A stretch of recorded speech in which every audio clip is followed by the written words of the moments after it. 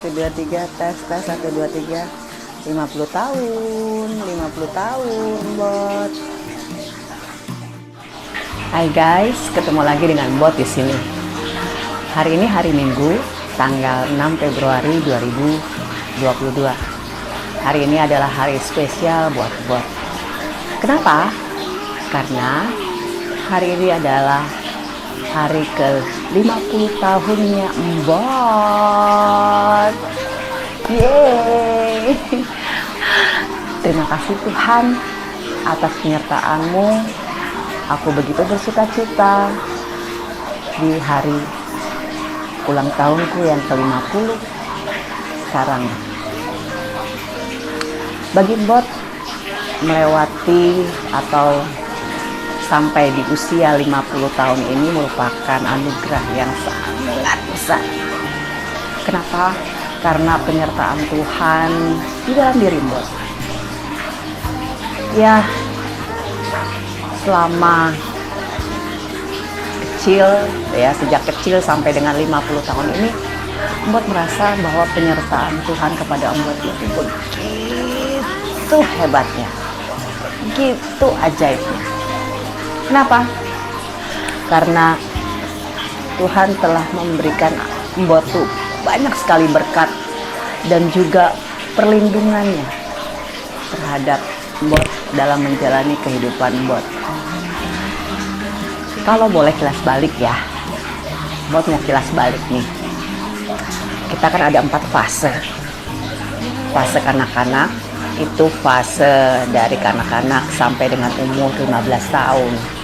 Lalu ada fase kedua, fase dari fase remaja atau masa muda.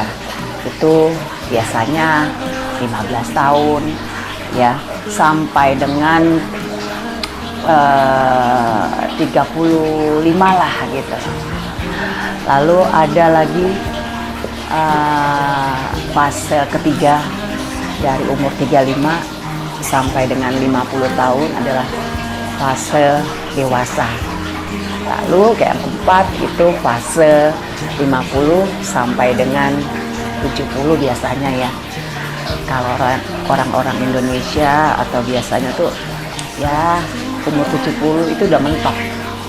Kalau dikasih 80 atau 70 tahun ke atas itu merupakan bonus.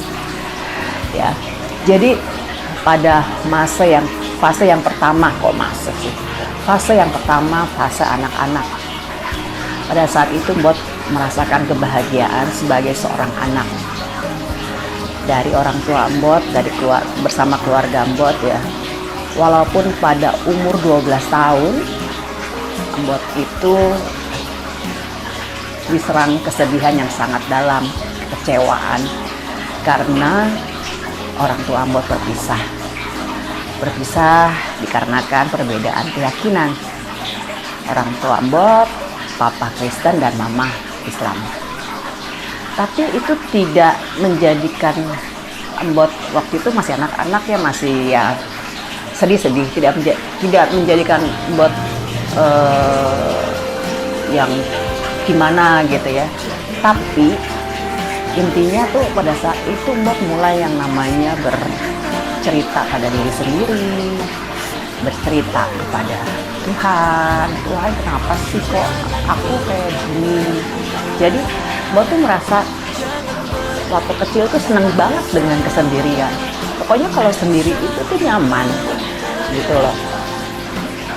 Mbot kayak punya temen gitu loh, entah. Tapi Mbot nggak memvisualisasikan sebagai sesuatu ya. Itu biasanya kan dengan boneka anak kecil gitu atau tulis diary gitu ya. Tapi Mbot seperti berbicara sama diri sendiri dan juga kepada Tuhan. Sambil berjalan, Mbot memasuki fase yang kedua, umur 15 tahun sampai dengan umur 35 tahun. Fase kedua ini fase remaja, masa muda kalau bisa dibilang gitu ya. Ya, Mbot menjalaninya biasa, wajar, nakal-nakal yang wajar ya. Pernah bolos sekolah, pernah nyontek juga pernah, lalu pernah juga belajar merokok sampai sekarang sih. Lalu pernah juga minum-minuman keras, menjadi alkoholik pernah gitu loh. Ya karena pergaulan ya waktu itu. Tapi Mbok bisa yang namanya tuh nggak terlalu terjerumus banget gitu ya ke dalam pergaulan bebas merdeka itu, karena memang Mbok seperti mencari sesuatu gitu loh, dimana mencari kenyamanan, ketenangan, dan kedamaian. Lalu di usia tersebut banyak sekali kejadian-kejadian spiritual yang Tuhan berikan kepada Mbok. Dan saat ini tuh Mbok merasa bahwa iya ya, Tuhan itu tidak pernah meninggalkan Mbok sedikit pun. Waktu kuliah Mbok ingat, waktu kuliah itu Mbok kos dengan sahabat-sahabat Mbok yang memang dulunya tuh yang satu tuh malah sekolah dari SMP, SMA sama, dan kuliah sama. Namanya Pola Tatumpil orang Manado. Dan yang satunya lagi itu teman SMA. Satu sekolah sama dengan Mbok di SMA, namanya Evi Dewi Sepuh. Hai Evi. Ingat gak kalian waktu kita kos bareng ya di Srengseng Sawah, kita kuliah di sana. Terus kita berdoa setiap malam, doa syafaat. Pada saat itu entah kenapa kita bertiga itu doa syafaat, dan pada saat doa syafaat tuh mati lampu kalau nggak salah gitu ya, atau kita matiin lampu ya. Terus kita berdoa, gilirannya Evi, giliran Pola, lalu giliran Mbok dong doa syafaat. Ketika Mbok berdoa syafaat ya, itu tuh Mbok merasakan percaya, kita bertiga tuh percaya bahwa kalau kita berdoa atau Tuhan disebut, 2-3 orang berkumpul dan nama Tuhan disebut, maka Tuhan akan hadir. Jadi pada saat berdoa syafaat kita tutup mata, kita tahu keadaan gelap gulita ya.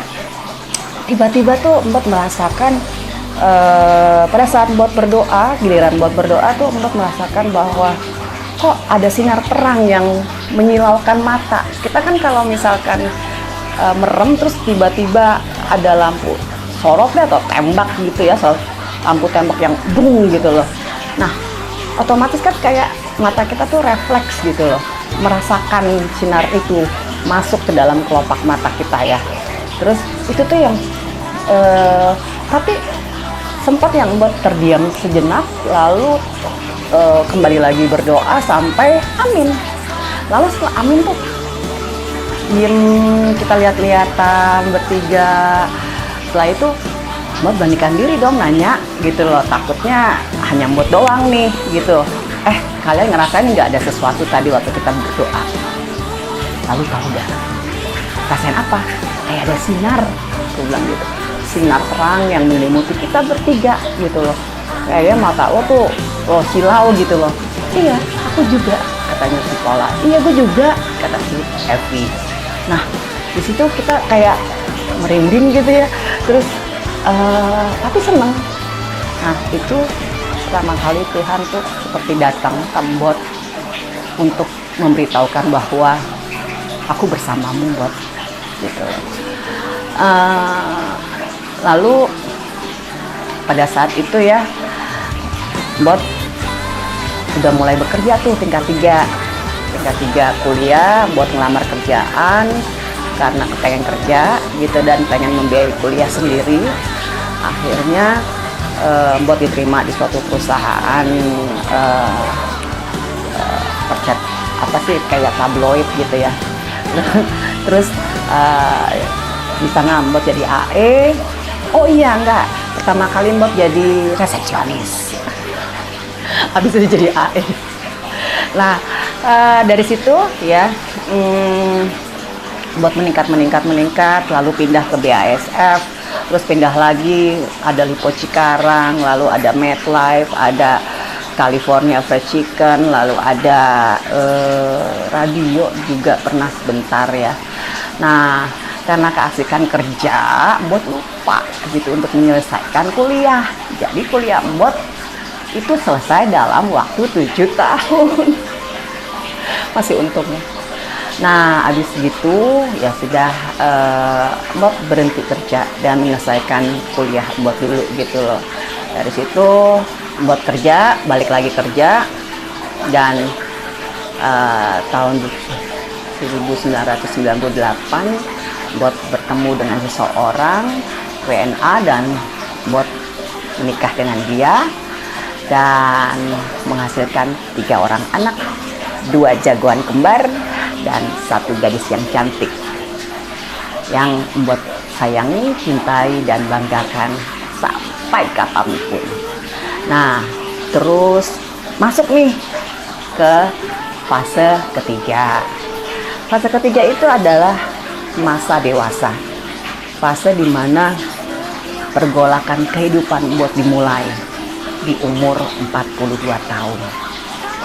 Oh iya, ada lagi nih sebenarnya masuk ke fase yang remaja tadi ya, masa muda ya. Itu juga ada suatu kejadian, tapi itu kayaknya khusus deh di video selanjutnya. Karena itu Mbot merasa pada saat itu Tuhan hadir dalam pribadi Mbot sendiri. Nanti ya, itu seru kejadiannya dan nggak bakalan Mbot lupakan. Jadi itu nanti di video selanjutnya. Nah, video yang ketiga, fase yang ketiga itu adalah fase dari umur 35 tahun sampai 50 tahun ya. Jadi fase dewasa atau merasa dewasa ya, atau menuju dewasa ya, begitulah pokoknya. Nah, Mbot mengalami suatu gejolak kehidupan dimulai dari yang sangat keras ya, dimulai dari umur 42 tahun gitu loh. Karena Mbot nggak kerja segala macam kan, yang Mbot bikin usaha gitu loh, bikin usaha sendiri. Lalu oh iya, Mbot sempat menjadi makeup artist.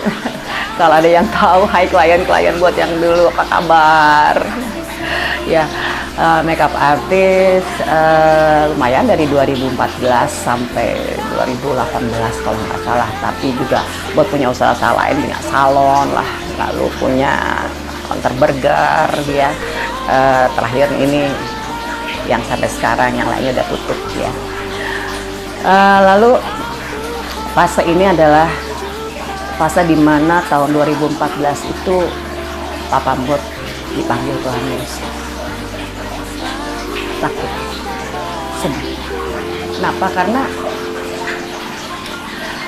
Mbot belum sempat membahagiakan Papa dan Mbot banyak mengecewakan Papa.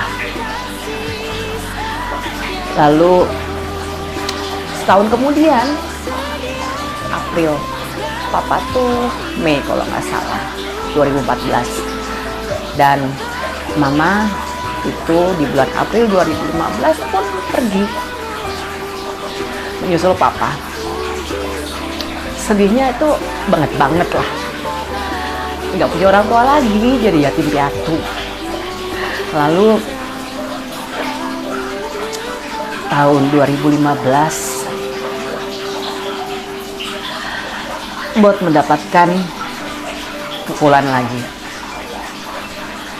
Bulan Mei 2015, di mana terjadi lagi prahara dalam rumah tangga Mbot. Biasa. Kalau dulu ya sakitnya minta ampun, sekarang udah biasa. Udah ya, udah dimaafkan, udah memaafkan. Ya, pengkhianatan. Ya, begitulah kehidupan. Padahal ya, Mbot tuh berdoa terus sama Tuhan, Tuhan jangan sampai kejadian yang apa yang terjadi dalam diri Mbot Itu terjadi juga sama anak mbak. Dan itu terjadi. Sedih gak sih? Gila. Masa enggak? Ya, lalu buat jalanin aja demi anak-anak. Waktu itu ya kita berpisah. Maksudnya ya karena surat-surat belum jelas ya.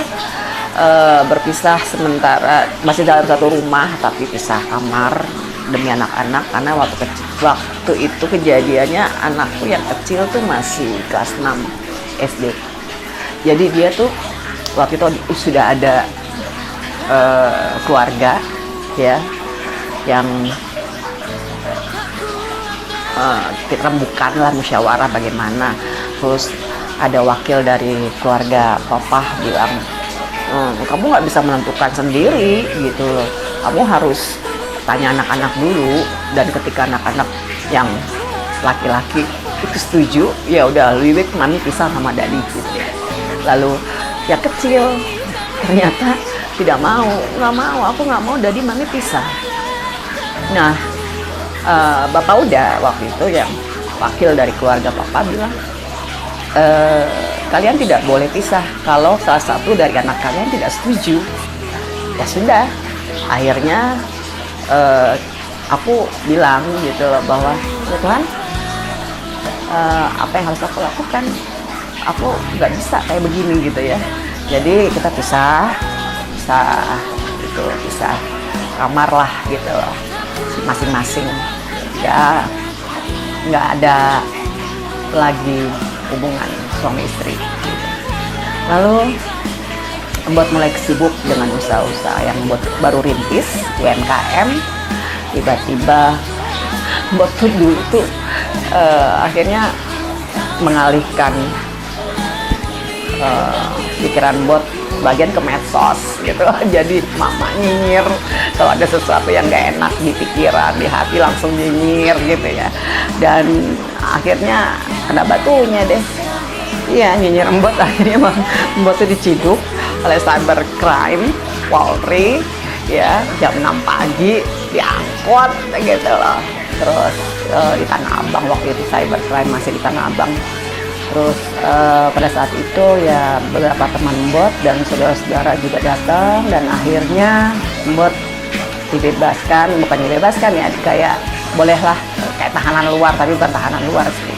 Karena memang waktu itu diciduknya karena nyinyirnya itu gitu loh. Padahal nah itu tuh pada saat itu baru dimulai namanya undang-undang ITE yang absurd gitu. Jadi ya sudahlah, itu kejadian yang buat Mbot sebenarnya lebih berpikir lagi. Sempat sih shock gitu ya, pastilah shock gitu loh. Padahal Mbot juga siap pasang badan kalau memang Mbot dirasa bersalah. Tahu gak sih Mbot nyinyirnya apa? Nyinyirnya gini, Pak De, aku nggak mau sepeda, boleh gak wakilmu saja yang dipecat. Aduh maaf. Ya itu absurd banget lah kan, bercanda ya gitu loh. Yang Pak De kan bisa siapa aja, bisa Pak RT gitu loh, wakil Pak RT atau wakil ketua siapalah gitu. Nah gara-gara itu doang gitu. Tapi ya mungkin namanya juga waktu itu lagi politiknya lagi membara ya, kasus Ahok lah waktu itu. Dan kebetulan buat salah satu pendukung Ahok gitu loh. Jadi kebawa emosi sehingga bikin status yang seperti itu. Tapi itu jadi pembelajaran yang terbaik buat harus lebih berhati-hati, lebih bijaksana dalam memainkan jari jemari di handphone maupun di laptop ya. Nah, puji Tuhan di situ penyertaan Tuhan juga ada dalam diri Mbot, dan kasusnya bisa selesai dan baik-baik ya. Terus Mbot mulai beraktivitas lagi menjadi seorang relawan dalam kegiatan sosial dimanapun gitu ya. Ada dengan beberapa teman yang juga relawan, berkumpul terus bikin kegiatan, membantu pemerintah, membantu masyarakat sekitar gitu. Lalu nah pada tahun 2018 itulah terjadi lagi suatu keributan dalam rumah tangga yang melibatkan anak bot gitu. Jadi pada saat itu bot udah nggak tahan dan akhirnya bot bersama 3 anak bot keluar dari rumah. Ya, bot berasa harta nggak perlu dibawa, nggak perlu diributin gitu loh. Jadi silahkan ambil, kita nggak perlu, harta bisa kita cari. Tapi kenyamanan, kedamaian hati itu mutlak. Bot harus memberikan kenyamanan kepada anak-anak bot. Kalau mereka sudah berteriak, mereka sudah protes dan sudah ngajak bot, ayo mami kita keluar dari rumah ini. Ya sudah, ayo. Aku hanya menunggu kata-kata dari anak-anakku dan aku keluar. Itu tahun yang terberat. Padahal waktu itu usaha bot juga nggak lagi maju-maju amat, pas-pasan lah gitu ya. Tapi bot percaya Tuhan akan menyertai bot. Dan ada beberapa teman yang bantu bot. Ada Mbak Eni, ada Mbak Ovi, semua bantu bot, begitu baik. Sahabat-sahabat Tuhan memberikan pertolongan lewat orang-orang ini ke bot gitu. Dan ada beberapa juga teman bot yang investasi ya ke usaha bot supaya bot bisa jalan. Bot bersyukur banget, terima kasih memiliki mereka pada saat itu mereka percaya sama bot gitu, menginvestasikan dananya untuk usaha bot. Lalu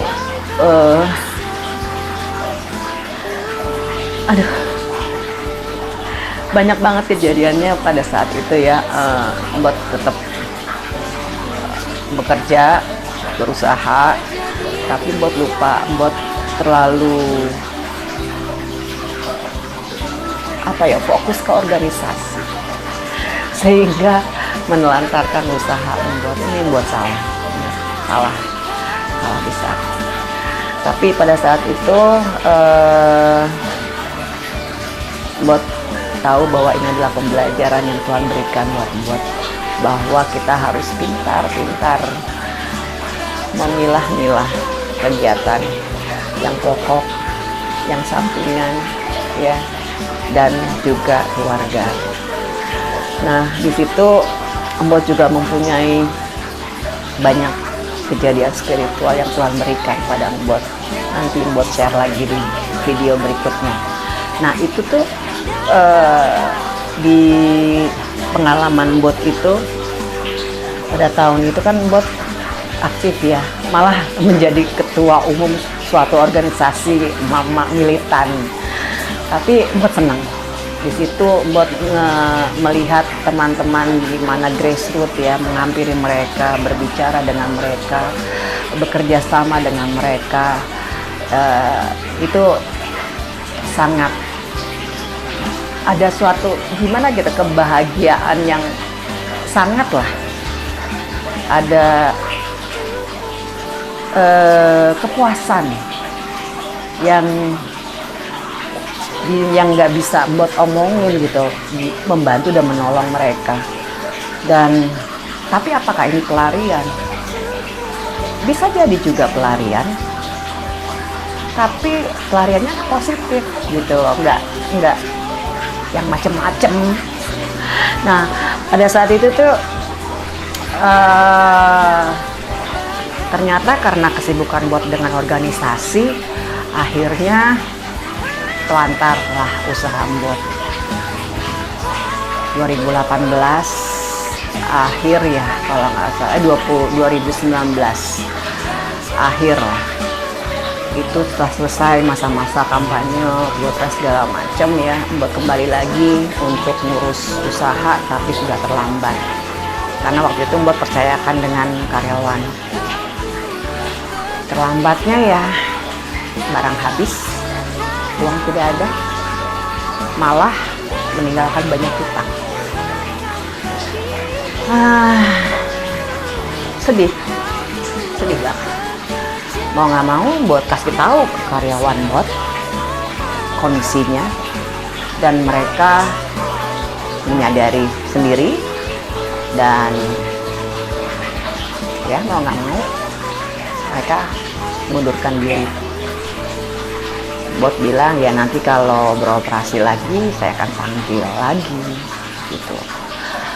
Dan thanks God, karena apa? Karena dengan rencana Tuhan itu jadi Bot punya banyak pengalaman berharga ya. Lalu setelah itu Bot mengalami yang namanya diusir dari tempat tinggal Bot karena Bot udah nggak mampu lagi untuk bayar. Bot bingung, gimana ini, perusahaan bangkrut, tempat tinggal yang ngontrak juga diusir karena nggak sanggup bayar lagi. Akhirnya ya sudah, mau nggak mau Bot mulai berkomunikasi lagi dengan mantan dan menitipkan anak-anak Bot selama Bot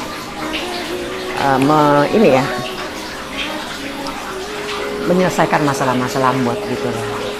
Bot nggak mau anak-anak Bot jadi terganggu, jadi tidak nyaman.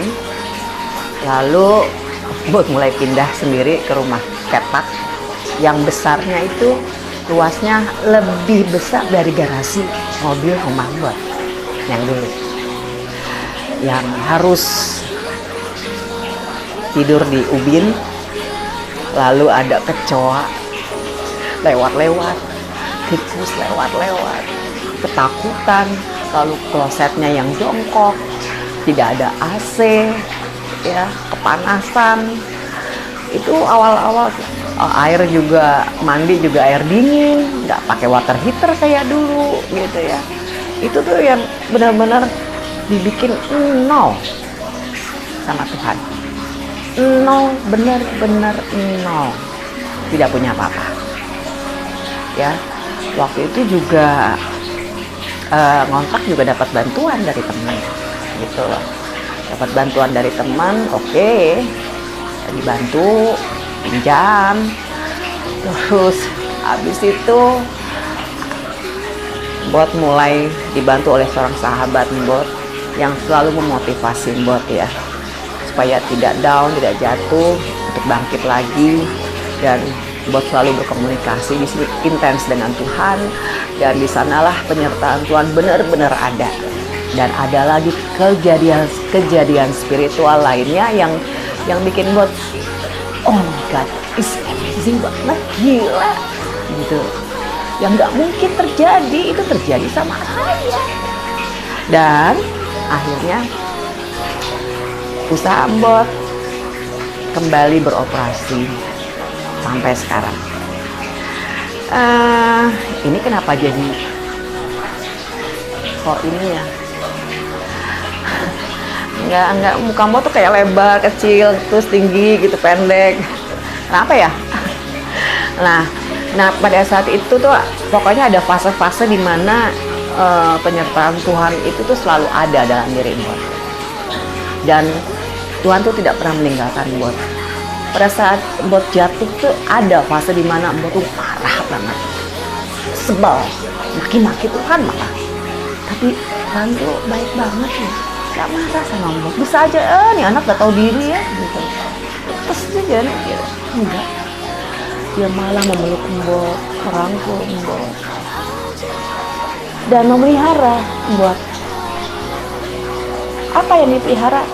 Gila loh, Bot nggak punya uang sama sekali kok. Tiba-tiba kucuk datang temen Bot, ya yang udah lama, mungkin 2 atau 3 tahun yang lalu dia pinjem uang ke Bot tuh 100.000. Bayangin loh, dia bisa datang kucuk hanya untuk nemuin Bot di tempat workshop Bot. Waktu itu Bot lagi di sana. Dia bilang, gue lagi lewat nih daerah workshop lu, terus udah gitu gue tiba-tiba pengen berhenti, gue inget gue punya utang sama lo dulu tuh 100.000. Nah pada saat itu, kejadian itu adalah saat Bot tuh gak punya uang sama sekali buat makan. Dan kayaknya tuh ketika dia datang dan Bot gimana, ya begini deh Bet gitu ya kan. Nah Akhirnya dia memberikan, gue mau ngasih uang buat lo utang gue gitu, 100.000. Bayangin, 100.000 itu bagi buat pada saat itu seperti 1 miliar. Iya, buat bersyukur. Karena waktu itu sebelumnya kalau nggak salah tuh buat berdoanya gini, Tuhan, burung di udara aja Engkau pelihara, kenapa aku enggak? Aku yakin Kau akan pelihara aku kok, gitu. Jadi pada saat itu Bot tuh dapat 100.000 senang banget, dan Bot irit. Dulu tuh Bot tuh makan sehari sekali jam 7 malam, atau ya karena untuk ngirit gitu loh. Dan puji Tuhan, Mbak tuh dulu tuh ya lagi seneng-senengnya, happy-happynya, lagi wah gitu ya. Itu tuh makan 3 kali sehari, jajan bisa tempat-tempat mahal, nyobain kalau ada restoran yang baru gitu loh. Dan tiba-tiba harus ngirit, dan dengan dulu keadaan Bot yang mewah, serba ada, serba mau apa aja bisa gitu ya. Terus tapi Mbak tetap sakit loh. Mbak tuh sering kambuh, sering masuk rumah sakit karena gas kritis yang tinggi gitu. Tapi pada saat susah dan Mbak hanya makan 1 kali sehari, tidak ada satupun penyakit yang menghampiri Mbak. Bayangkan. Nah, Mbak nggak kenapa-napa tuh. Itu kuasa Tuhan. Kalau dulu setahun tuh 2 kali pasti masuk rumah sakit. Sekarang enggak. Pada saat itu enggak ya. Pada saat Bot susah. Lalu di fase yang ini nanti ada ceritanya lagi, kejadian-kejadian mukjizat-mukjizat yang Tuhan kasihkan dalam diri Bot sebagai pengalaman spiritual Bot. Nah, di fase sekarang ini, fase 50 sampai 70 tahun, untuk ya umum lah untuk orang Indonesia ya, di umur 70 tahun tuh wajar. Kalau sudah 80 tahun bonus katanya gitu kan.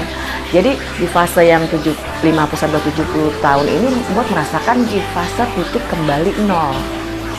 Kenapa? Karena Bot ingat, Bot lahir juga dulu tuh 50 tahun yang lalu, oe-oe ke dunia itu hari Minggu. Ini hari Minggu juga di 50 tahun Bot. Jadi Mbak tuh merasa bahwa Yesus tuh nggak pernah meninggalkan Mbak. Begitu besar karunia-Nya pada Mbak ya. Dan sekarang tuh Mbak lagi mikir, aduh Tuhan udah banyak banget ya kasih ke Mbak. Terus Tuhan, apa yang mesti Mbak kasih ke Engkau? Terus Tuhan bilang apa? Tuhan hanya bilang di Amsal 3 ayat 1 dan 2. Kenapa? Karena pada saat pagi hari Bot buka Alkitab, Bot menemukan ayat itu. Amsal 3 ayat 1 dan 2. Kata Tuhan kepada Bot di hari ulang tahun Bot yang ke-50 ini, hai anakku, janganlah engkau melupakan ajaranku, dan biarlah hatimu memelihara perintahku. Karena panjang umur dan lanjut usia serta sejahtera akan ditambahkan kepadamu. Buat kaget dan shock mendapatkan ayat itu bagi hari ini. Karena malamnya Bot tuh jam 00 ketika anak-anak menghampiri Bot dan mencium Bot selamat ulang tahun. Cuman satu, Patrick, dia tidak bisa karena dia lagi isoman kena positif COVID. Bot di luar kamarnya dia, lalu anak-anak Bot datang memberikan ucapan selamat tahun kepada Bot sebelum tidur. Setelah itu sebelum tidur Bot berdoa, Tuhan terima kasih atas penyertaan-Mu. Aku pengen kasih Tuhan apa?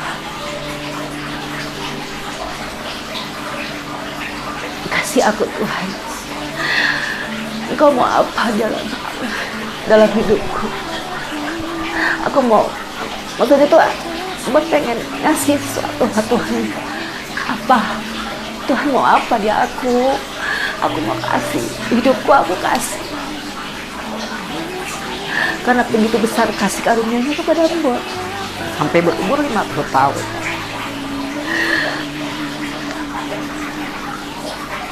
Karena Dia selalu menopang hidup aku, membimbing aku, melindungi aku, berkati aku. Saya hanya minta Tuhan jangan tinggalkan Mbok sampai beruban, memutih rambutnya Mbok ini.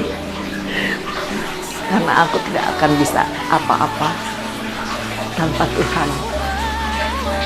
Dan aku tidak akan mungkin bisa menjadi seperti sekarang ini tanpa Tuhan. Terima kasih Tuhan. Aku ingat Engkau tidak minta banyak. Engkau hanya minta, hai anakku, janganlah engkau melupakan ajaranku, dan biarlah hatimu melihara perintahku. Karena panjang dan lanjut usia serta sejahtera akan ditambahkan kepadamu. Thanks Lord. Bapa, terima kasih. Bapa, terima kasih. Bapa di dalam surga, puji, terima kasih.